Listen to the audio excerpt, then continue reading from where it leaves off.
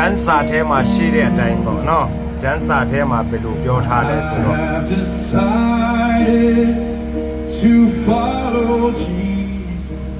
တဆူတီရောဖယား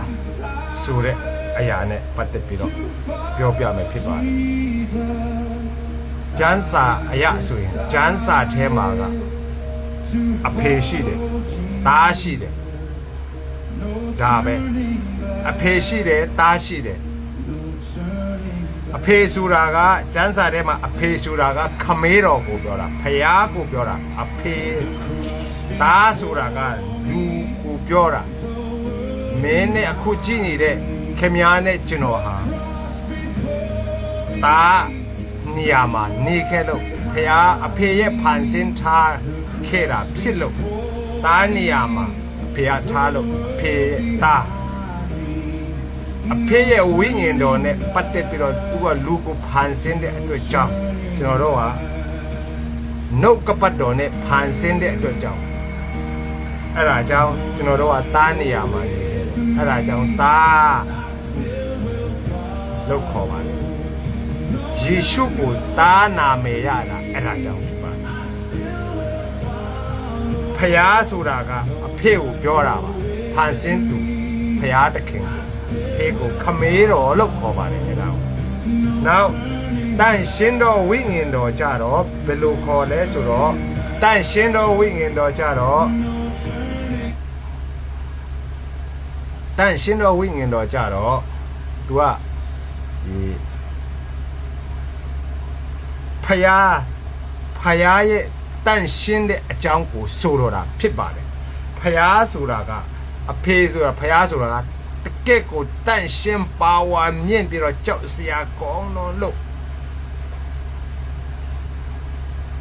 အဲ့ဒါကိုဆိုတော့တာဖြစ်ပါတယ်အဲ့ဒါကိုဝိညာဉ်တန်ရှင်းတော့ဝိညာဉ်လို့ခေါ်တယ်ဘုရားဆိုတာကိုဝိညာဉ်လို့ခေါ်တဲ့အတွက်ကြောင့်ဘုရားဆိုတာတန်ရှင်းတော့ဝိညာဉ်တော်လို့ခေါ်ပါတယ်အဲ့ဒါဒီသုံးခုစလုံးကိုခမေးတော်ရဲ့သားတော်ရဲ့ဒီတန်ရှင်းတော့ဝိညာဉ်တော်အလုတ်တဲ့အတွက်ကြောင့်မမြင်ရဘူး तू ကတန့်ရှင်းတယ်ဘုရားဆိုတာကတန့်ရှင်းတယ် तू ကမမြင်ရဘူးဆိုတော့ तू ကဝိညာဉ်ဆိုပြီးတော့နာမည်မဲ့ထားတော့တန့်ရှင်းတော့ဝိညာဉ်တော်ဆိုပြီးတော့လူတွေကသားတွေကအပြစ်ရှိတော့ကြောင်းငါတို့လောကလူသားတွေကအပြစ်ရှိတော့ကြောင်းလောကဇာဇဝင်ပစ္စည်းအကုန်လုံးလောကလူသားမဟုတ်ရဲ့တိပင်ကစပြီးတော့တရိษံအကုန်အစုံကအပြစ်ရှိတော့ကြောင်းတန့်ရှင်းတဲ့လူမရှိတော့ကြောင်းသူကတန့်ရှင်းတော့ဝိညာဉ်တော်နဲ့ငါတို့ကိုစေကြောပေးရမယ်အဲ့ဒါကိုဆိုလိုတာဖြစ်ပါတယ်နားတဲ့သဘောပေါက်ကြပါစေအဲ့ဒါကြောင့်ဒီဟာကိုခမေးတော်နဲ့သားတော်ဆိုတာပေါ်လာတာဖြစ်ပါတယ်ခမေးတော်ဆိုတာအဖေကသားနေရာမှာငါတို့လောကလူသားတွေကိုတန့်ရှင်းစီလို့သူကလာခဲ့တာလောကမှာလာခဲ့တော့သူကသူ့ရဲ့ပါဝါတန့်ရှင်းတော့ပါဝါတွေကိုပြစ်ထားပြီးတော့အနှိမ့်ကြဆုံးလူသားတွေထဲမှာမာရိထဲမှာလူသားအဖြစ်ကိုယ်ဆောင်ပြီးတော့အနှိမ့်ကြဆုံးမှာလာခဲ့ခြင်းဖြစ်ပါတယ်အဲ့ဒါကြောင့်လူတွေကိုဖန်ဆင်းတဲ့အဖခမေးတော်ကသားတော်အဖြစ်ယေရှုနာမည်နဲ့လာခဲ့တာဖြစ်ပါတယ်လောကနာမည်ကဖခင်ရဲ့လောကနာမည်ကယေရှုဖြစ်ပါတယ်အဲ့ဒါကြောင့်ယေရှုကိုယုံကြည်တော်သူတွေအဖဖခင်နဲ့စစ်တွေရတယ်အခွင့်အရေးကိုရတယ်အခွင့်အရေးရလို့သားအစ်စ်မှာပြန်လည်နေပိုင်ခွင့်ရတဲ့အတွက်ကြောင့်ငါတို့ကလူသားဆိုပြီးတော့နာမည်မဲ့ခွင့်ရတာဖြစ်ပါတယ်ဒါကြောင့်ဖျားနဲ့ဆက်တွေ့ရတာဒါကြောင့်ဝိညာဉ်တော်ကငါတို့ကိုသခင်ယေရှုဖျားသခင်လောကမှာလူသားနဲ့အီမန်နူအယ်နေတဲ့အတွက်ကြောင့်ငါတို့ကိုကူညီမဲ့ သူကိုတခြားလူမရှိတော့ကြောင်း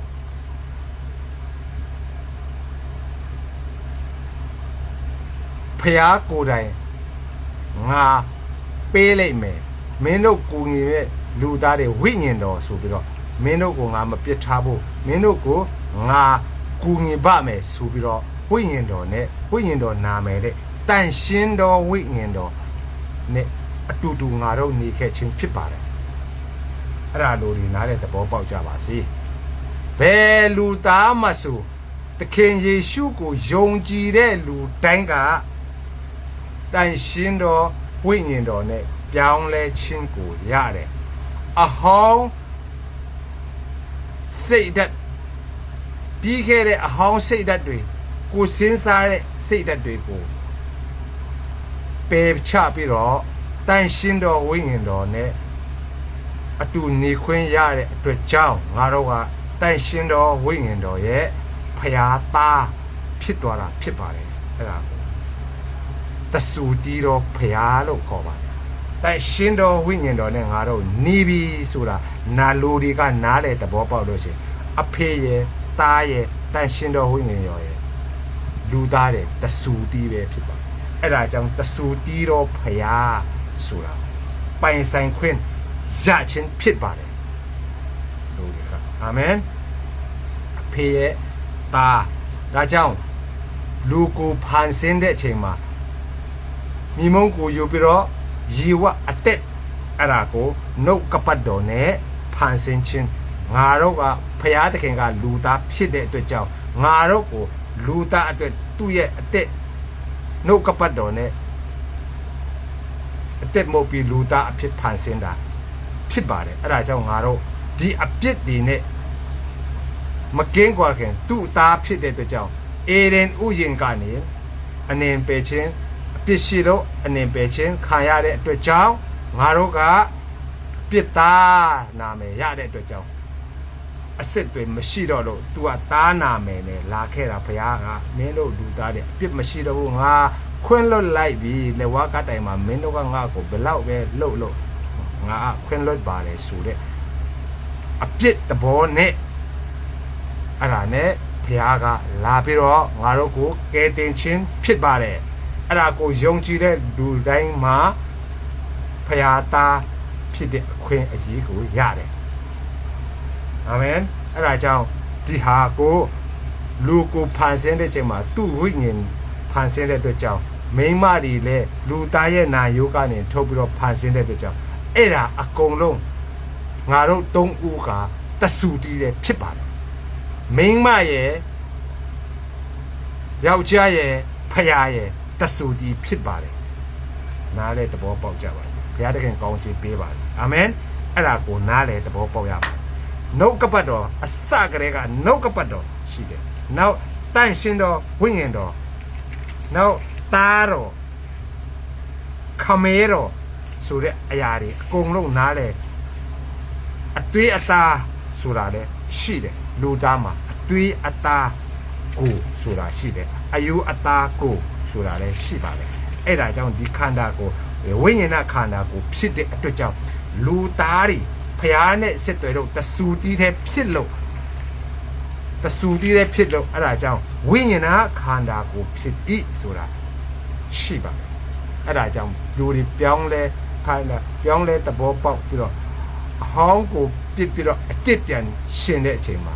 အဲ့ဒါကိုတန်ရှင်းတော်ဝိညာဉ်တော်နဲ့ဖျားနဲ့အတူတူရှင်ခွင့်ဆိုတာဖြစ်ပါတယ်အာမင်ဘုရားကောင်းချီးပေးပါစေ